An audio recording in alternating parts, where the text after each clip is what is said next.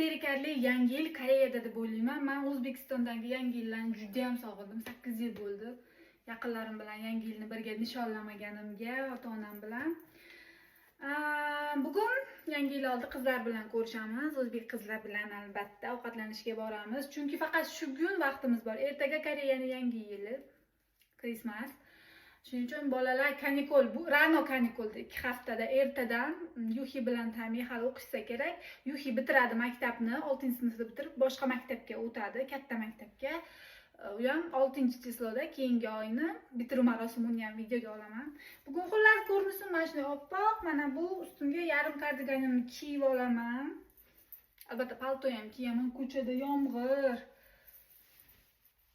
O'rtog'im kelib olib ketish kerak, hali kelmadi.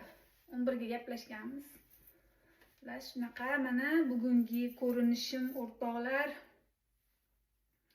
Sochimni yig'ib oldim. Ko'pchilik sochingizni yig'sangiz juda ham yarashar ekan deb aytishibdi. Vaziyatga qarab yig'ib ham, yoyib ham yuraveramiz. Bu kardigan o'zimga yoqadi juda ham. Biror issiqligi yo'q, shunchaki stil uchun kiyaman. Yaxshi ko'raman shunaqa narsalarni. Ustiga yopib qo'yadigan kardiganlarim ham bor, lekin bunisi boshqacharoq. Oq rang bilan faqat shu tushdi xolos, boshqasi tushgani yo'q. Sochim o'l deb to'kilyapti. O'rtoqlar tekshirtirsam stressdan ekan, har balo. Hamma narsa stressdan kelib chiqadi. Kayfiyatni ko'tarib, hech narsani o'ylamasdan qizlar bilan maza qilib o'tirib kelamiz. Bugun shopping ham qilsam kerak. Qizlar bilan qachon yig'ilsak, biror narsalar olamiz, shopping qilamiz. Bu bizni hobbimiz desam.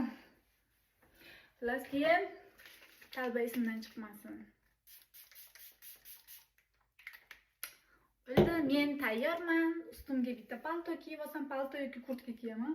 Kurtkam, paltom kiyib olsam tamom. Xullas, shunaqa ko'rinishim sog' bo'lasizlar. Ertadan menga sabr, chunki Rano uyda. 2 hafta kanikul.